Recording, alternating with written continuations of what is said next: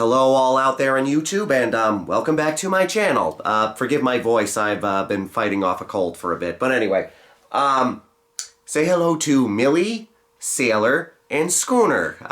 We're at Millie's house for a little bit. A bunch of dogs, for the week of Thanksgiving. A lot of people taking time off, so we're at a house filled with dogs. Typical disclaimer, I apologize for not being in my usual location. I apologize if the lighting is off and if the audio is off. This is just the best location in this house to film. Anyway, as you can see by the title of this video, I'm doing a random horror movie recommendations this week. Just because it's been a very busy week, with all the dogs and preparing for Thanksgiving, and I recently was at a poll competition.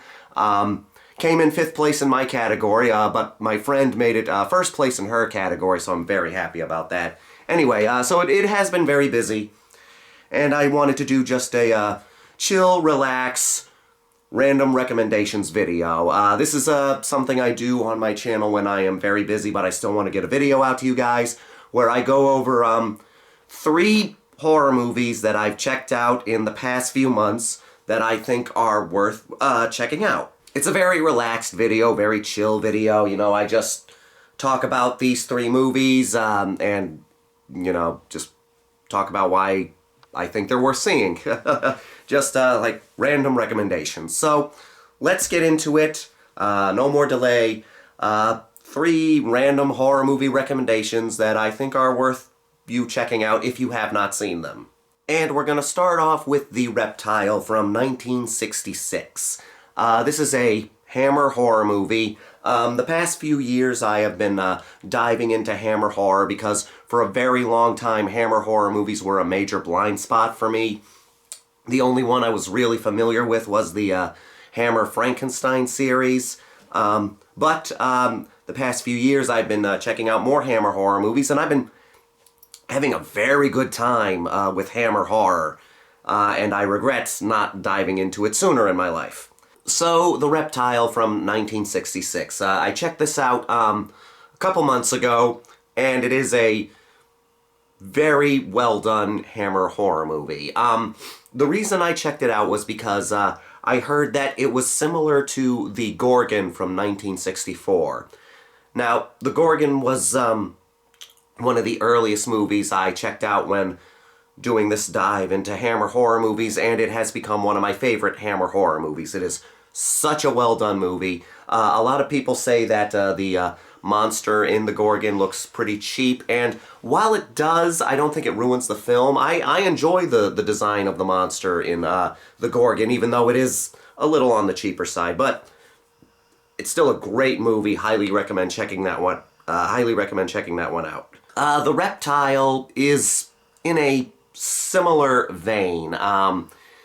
You have this young couple visiting this town.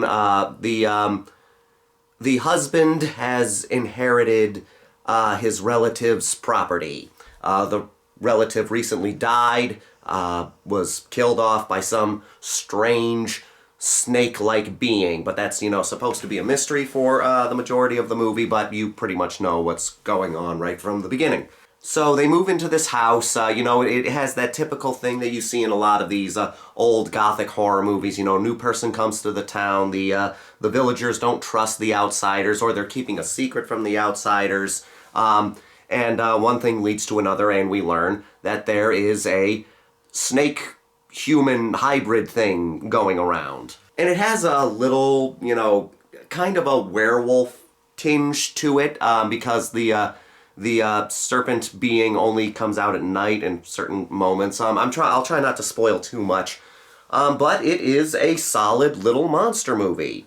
I don't know if I would say it's my favorite Hammer horror movie in this dive into Hammer horror movies that I've been doing, but it's very good. Very, very good. I don't know if it would make a top 10, but maybe top 20. Maybe top 20. It is very well done. But you have to keep in mind that there are similarities to The Gorgon, so I don't know if I would like this one more if I had seen it before The Gorgon, but I did see the Gorgon first, and I couldn't help but notice some similarities. It's not the most similar, and I love the idea of these, like, snake people hybrid things. We don't have too much of that in movies. I mean, there are plenty of, like, lizard people in horror movies and monster movies and sci-fi and stuff like that. But I love the concept of snake people. I could safely say that the movie is pretty predictable, like, you know, right away you can tell basically what direction it's going to go in, but that doesn't ruin the movie because it's a fun monster movie. I mean, it is one of those monster movies where we don't see the creature until the third act, you know, it's always kept in the shadows, and I think the snake person has a good design. I mean, it's a fun design, it's a simple design, but effective. Very well done, very creepy. I think it is well worth the wait when you finally see the thing. And it builds up to a fantastic climax. I do wish there was a little more snake person action in the movie. Not that you have to reveal the snake person like earlier in the film, but at least have maybe like one or two more instances where the snake person causes some mischief in the village or something like that, or causes some chaos in the village. But other than that, I think this is a very well done movie. Not much else to say about it. It is a simple monster movie, but it is a very well done monster movie. If you have not seen it and you like Hammer films, I do recommend checking this one out. As someone who is, you know, has only been diving into Hammer horror movies in the past few years, I do not regret watching The Reptile. It is a fun Hammer horror movie. At number 3, we're gonna go to a much newer horror movie, Cannibal Mukbang. So this is an interesting movie. It's an independent horror movie, sort of a romantic comedy mixed with a horror movie, but it feels more like a romance movie mixed with a horror movie. There is some comedy dealt with it here and there, but it's more quirky than funny. But the movie has a charm to it that makes it so worth watching. This is an interesting situation because the movie was released in festivals and stuff in 2023. It technically came out in 2023, but it only had a festival release. And it did not get a wide release to streaming services and stuff like that until 2025. So, I guess you could count this as a 2025 movie, a 2025 horror movie, even though, yeah, it had its theatrical run in 2023. But this is one of my favorite horror movies from 2025. So, it's a cannibal movie. It's a very fun cannibal movie. It's a cannibal movie mixed with a love story. Very interesting, very well done. And while we do get some good cannibal action and there's some fun gore in the movie, the love story is actually very, very good. I would say this is actually a very well done love story.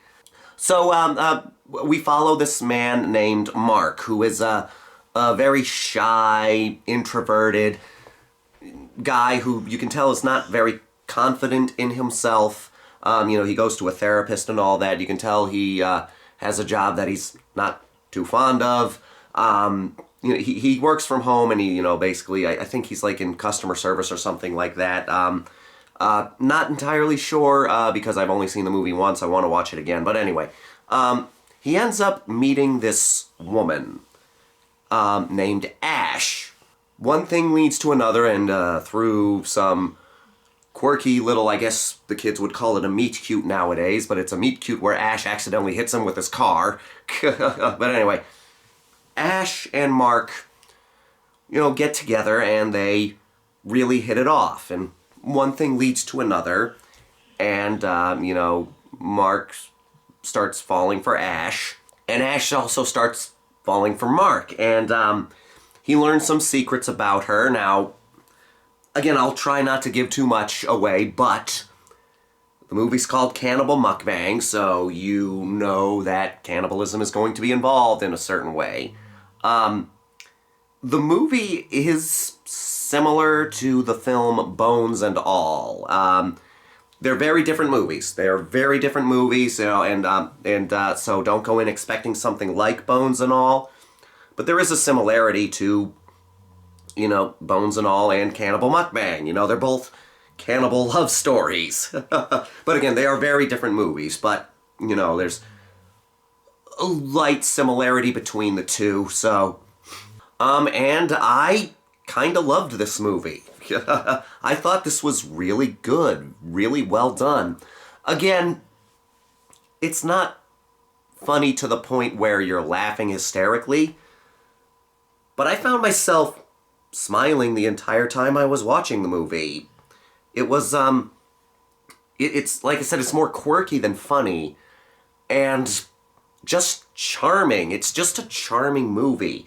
And a lot of that is because our two main characters have such good chemistry together. And I'm going to be honest, I think the characters in Cannibal Mukbang had better chemistry than our characters in Bones and All. Yeah, I'm going to say something very blasphemous here because I know a lot of people liked Bones and All. I was not the biggest fan of Bones and All.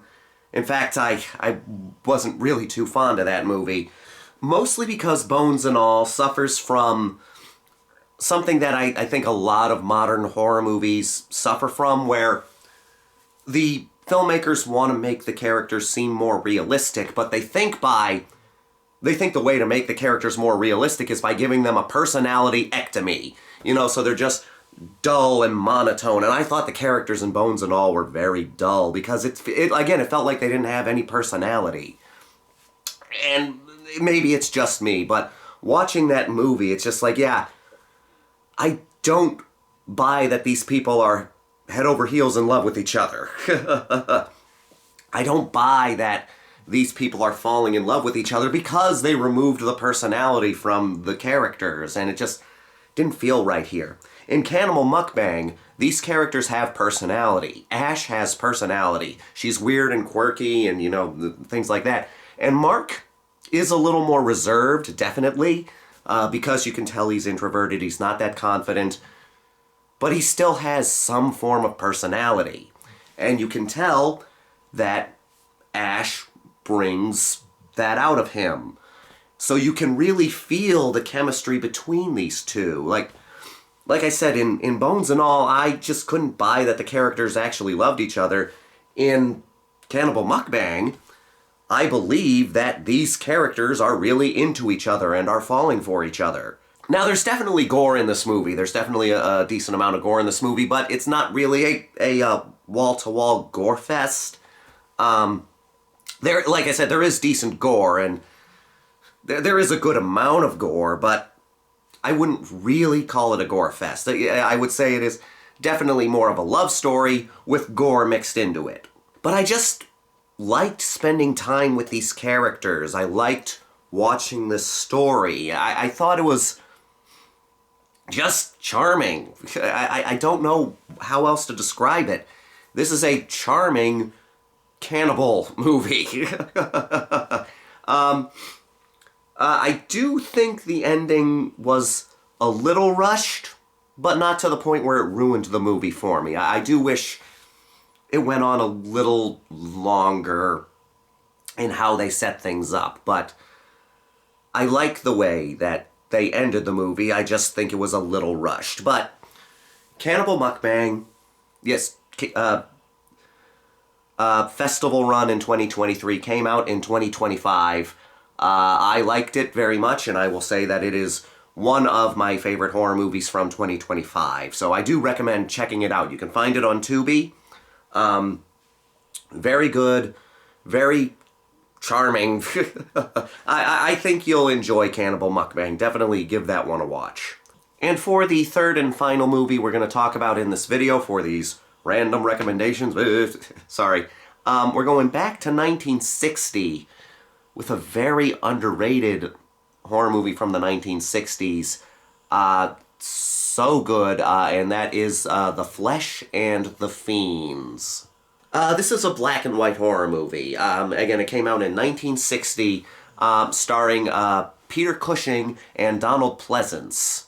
It's the story of Burke and Hare. So, Burke and Hare, that is a real story. It is a real event that happened. And for those of you who do not know about it, Burke and Hare were essentially grave robbers in a way. Grave robbers and murderers who provided bodies for, medical studies. They would either find corpses or kill people, and they did kill people, and gave the bodies to a doctor known as Dr. Knox, who would use the bodies for, teaching people anatomy and stuff like that. And that's what this story is. Peter Cushing plays Dr. Knox, Donald Pleasance plays Hare, and George Rose plays Burke. And this is just such a good movie, and very dark and sleazy for 1960. Now, I wouldn't put this on the same level as something like Psycho in terms of, the violence that you see on screen. Because the violence is definitely more suggested in this movie and how they handled this. But there is a sequence where we're basically in this sort of bar/brothel sort of thing. And we see a fair amount of nudity. There are certain sequences where women show their breasts, and this came out in 1960. Now, from what I understand, there was an edited version where they took that out, but the version I saw still had the nudity in. And it's not like a lot of nudity. You're not seeing women, flashing their tits and they're all flopping around and stuff like that. Not like that. But for 1960, it was like, wow, that's a lot of nudity you wouldn't expect to see in a movie from the 1960s, and especially in the year 1960. But the story is very well done. I have not seen too many movies about Burke and Hare. I've only seen a couple, but I want to see more. I've seen this one, and I've seen The Doctor and the Devil. And if you go into the Hammer horror movie Dr. Jekyll and Sister Hyde, there is some element of Burke and Hare in some of that movie, but I don't know if I would call that a full-blown Burke and Hare movie. So in terms of Burke and Hare movies that focus on the story of Burke and Hare, I've seen The Flesh and the Fiends, and I've seen The Doctor and the Devils. And I think Flesh and the Fiends is the better version. Doctor and the Devil is good, but Flesh and the Fiends is fantastic. Peter Cushing is great as Dr. Knox. Donald Pleasant and George Rose are fantastic as Burke and Hare. This is a great performance as Donald Pleasance, by Donald Pleasance. So many people associate him with Dr. Loomis from Halloween, and that is a great performance as well. This belongs up there, because this is definitely an unhinged performance. I mean, Dr. Loomis is unhinged as well. But I would put his performance as Hare up there with Dr. Loomis and his character from The Great Escape. There's just such good performances. And George Rose does a good job as Burke. It's interesting because, you can tell that Hare is sort of the brains of the operation, but they're both, not right in their heads. The kind of characters that are not right in the head. But Hare is more of the brains of the operation, and you can tell he's like sort of the dominant one in this relationship. And it is interesting seeing how they find these bodies to give to Dr. Knox. And it is interesting seeing how Dr. Knox takes in these bodies, and he knows that they're gotten through nefarious means, but he is in denial about it. He's trying to insist that, no, this isn't how it's happening. And there's an interesting side story going on throughout the story. But yes, The Flesh and the Fiends, a very underrated movie from the 1960s, especially from the year 1960, that I think is highly worth checking out. Don't go in expecting something incredibly gory, because it is 1960, but it's a good story with great performances, dealing with some darker subject matter. This is a classic. I mean, it deserves to be a classic. It's one that not a lot of people talk about, but this deserves to be a classic of the 1960s. Flesh and the Fiends, such a great movie. Out of all three of these movies, I say check out every one of them, but Flesh and the Fiends, check that one out first. It's so good. And that will be it for this video. Again, hopefully we'll get back on track next week and we'll do some, more, less relaxed videos. But, I like doing these chill movie recommendation videos when it's been very busy for me. And that way I can still get a video out to you guys. And usually in these videos I like to ask, whatever horror movies you have checked out in the past few months that you think are worth checking out, put them in the comments down below. Even if you haven't seen any horror movies, but you've seen some movies that you think are worth checking out, please leave them in the comment down below as well. So yeah, thank you so much for joining me in this random movies recommendation video. Hope you all have a good Thanksgiving. We have the dogs at random places lying down here. So they're gonna turn in for the night and snuggle up for the night. But anyway, hope you enjoyed this video. Let me know if you checked out any of these movies. Let me know if you have any movies to recommend down below. And we're editing out some coughing here. And until next time, this is the Maniac here to remind you that the Grindhouse will never die.